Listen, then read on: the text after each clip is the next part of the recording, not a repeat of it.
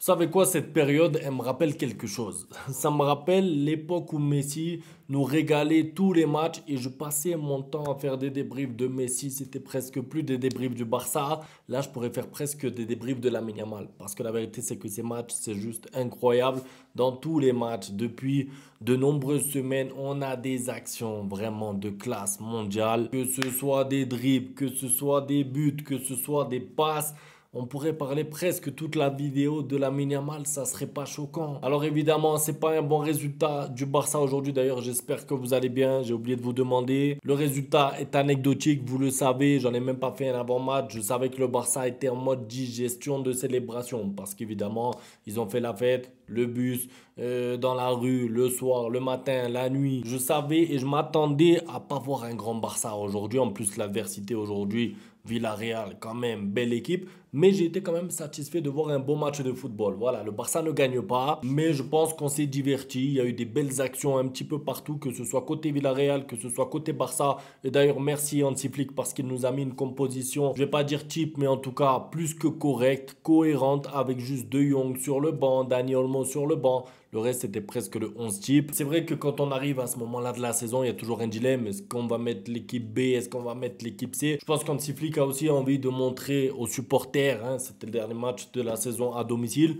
l'équipe, on va dire, qui a fait la grosse saison. Les joueurs comme Rafinha, comme Lamine Yamal, faire plaisir aux supporters, ça me paraît cohérent. Peut-être que pour la dernière journée de la Liga, il y aura beaucoup de changements, mais en tout cas aujourd'hui, c'était un 11 remanié, mais un petit peu. Alors, j'ai dit que je pouvais parler de Lamine Yamal presque tous les débriefs, mais on peut aussi parler d'une chose, tous les débriefs, c'est que le Barça encaisse un but trop tôt. Encore une fois, très tôt, 5-4 minutes de jeu. C'est vrai que ça devient problématique, ça devient trop régulier. En fait, tu peux pas commencer des matchs tout le temps à 0-1 ou à 0-2. Après, tu luttes, en fait. Tu reviens dans le match, d'accord? Même 2-1, d'accord, mais encore une fois, encaisser un but, ça te met de suite sous pression au bout de quoi? 4 minutes. Ça veut dire que Villarreal n'a même pas eu besoin de construire une action. Ils avaient déjà marqué un but. Ça devient problématique. De toute façon, ça fera partie, je pense, des problèmes à résoudre pour la saison prochaine. Encaisser des buts comme ça au bout de 5-10 minutes. Des fois, être mené 2-0 au bout de 15 minutes, c'est trop compliqué, tout simplement. Maintenant, pourquoi je voulais parler de Lamine Yamal?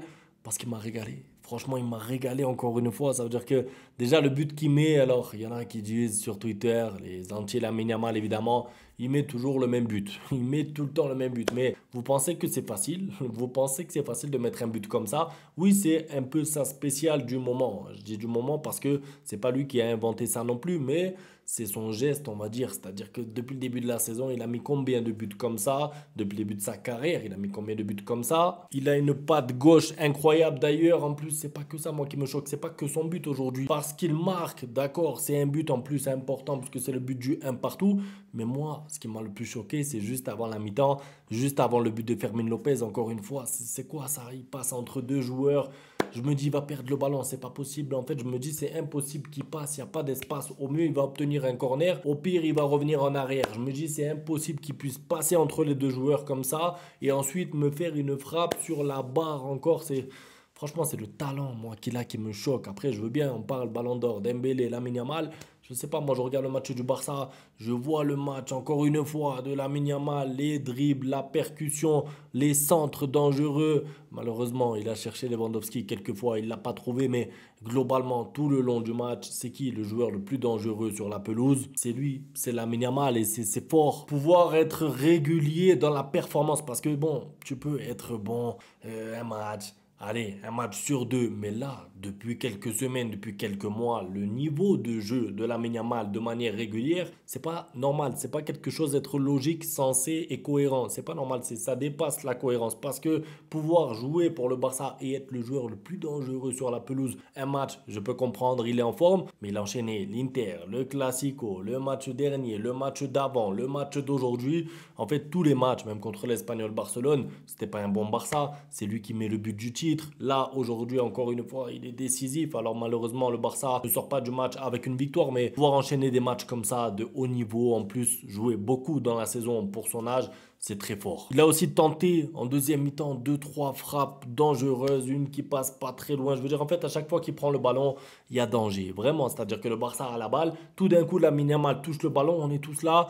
On se concentre, on dit vas-y, montre-nous, qu'est-ce que tu peux faire? À chaque fois, presque toutes les actions, je ne vais pas dire qu'il l'invente, c'est pas qu'il invente une action parce que c'est des enroulés, c'est des dribbles, on les a déjà vus chez d'autres joueurs, mais pouvoir le faire avec autant de constance, autant de réussite et être efficace comme ça, c'est remarquable. Donc Lamine Yamal, pour moi en tout cas, c'est clairement l'homme du match côté Barça. Je dis bien côté Barça parce que bon, le Barça qui ne gagne pas, mais j'ai aussi beaucoup aimé le match de Fermin Lopez, qui est buteur et qui est lui aussi une menace constante. En fait, dans ce Barça, pour moi, il convient trop au style de jeu d'Hansi Flick. Je sais que Dani Olmo est plus technique que lui, mais en fait, Fermin Lopez, dès qu'il prend le ballon, tu as l'impression qu'il veut faire mal à l'adversaire, tu as l'impression qu'il veut soit marquer, soit faire une passe vers l'avant. Il apporte en fait de la verticalité et c'est pas pour dire que Dani Olmo non, c'est pas le même style de joueur. Franchement, c'est pas le même style de joueur. Et Fermin Lopez, tout ce qu'il apporte sans ballon, vraiment, mais en plus avec ballon, parce qu'il est buteur encore une fois aujourd'hui, je suis content pour lui parce que le but annulé contre le Real Madrid, finalement, il a été récompensé x2. Il marque contre l'Espagnol Barcelone, il marque aujourd'hui.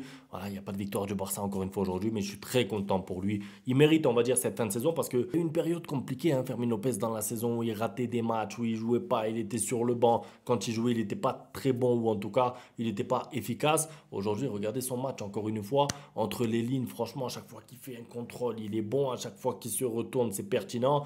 Ce qui n'est pas le cas de qui? De Lewandowski, pour parler un petit peu du négatif du match, parce que bon, il y a eu du négatif forcément, mais bon, on s'attarde moins sur ça. Lewandowski, j'ai un petit problème avec lui, moi. En fait, c'est pas un problème pour cette année, parce que je ferai une vidéo sur Lewandowski. Moi, je suis reconnaissant pour la saison de Lewandowski, mais j'ai du mal à me projeter avec lui sur la saison prochaine. En fait, j'ai du mal à me dire que ce sera le numéro 9 du Barça dans 3 mois, pour le mois d'août, pour les mois de septembre, octobre, etc. Les mois, il va falloir repartir au combat.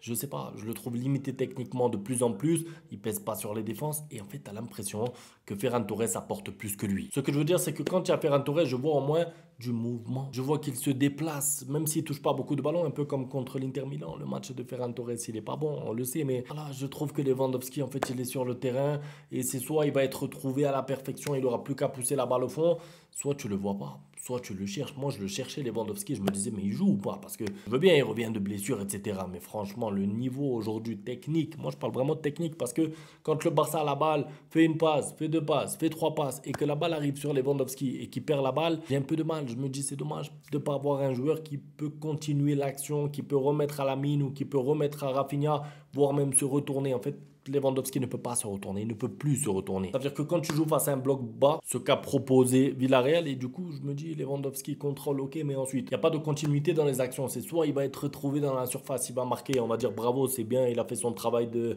numéro 9, mais dans le jeu, tout ce qui est jeu avec ballon, déplacement, remise 1-2, il n'est pas au niveau technique ni de Rafinha, ni de Dani Olmo, ni de Fermin Lopez, ni de Lamine Yamal, et encore moins de Pedri et tout, de Jong, je vous parle même pas de. Bref, content pour le match de Lamine Yamal qui marque des points pour le Ballon d'Or, mine de rien. Non, je sais pas, mais ce genre de match-là, avec des buts, avec des actions qui tournent un peu partout, pour moi, c'est des actions qui donnent un peu de visibilité à sa candidature Ballon d'Or, même si bien sûr, on est là pour le collectif et pour le Barça. Aujourd'hui, ils ne gagnent pas, mais ils sont champions. D'ailleurs, j'ai un petit problème avec Ter Stegen aussi. Ter Stegen, il fait aucune parade décisive dans le match aujourd'hui. Ça veut dire que Chesney contre l'Espagnol, au moins, il avait fait un face-à-face, il a arrêté et après, ça a permis au Barça de gagner le match. Ce genre d'arrêt-là, moi, je l'attends de Ter Stegen parce que moi, je veux bien qu'il va arrêter des balles de temps en temps, mais quand on te demande de faire un arrêt décisif, on reviendra sur Ter Stegen parce que j'ai prévu une vidéo justement sur le poste de gardien du Barça.